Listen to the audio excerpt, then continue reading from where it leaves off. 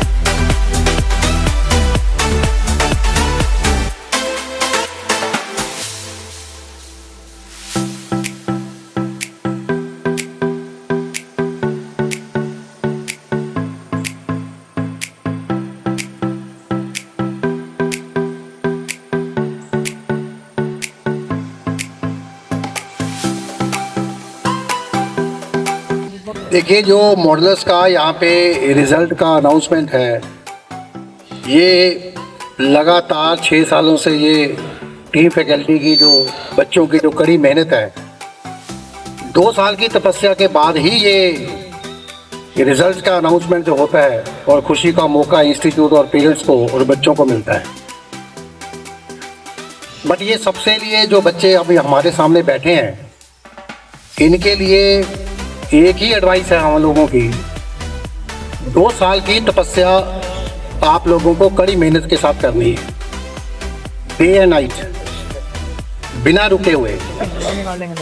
जैसे सर ने बताया कि एक बच्चा यहाँ पे है, वो डेली के डेली चाहे 9 बज जाए चाहे 10 बज जाए 11 बजे पैशन के साथ में जो भी उसकी क्वेरीज है वो उसने उसी दिन ही सॉल्व करके जानी है। और जिसका ये जुनून होता है, ये पैशन होता है, शायद उसी को ही एक्सेलेंट रिजल्ट मिलता है लास्ट में।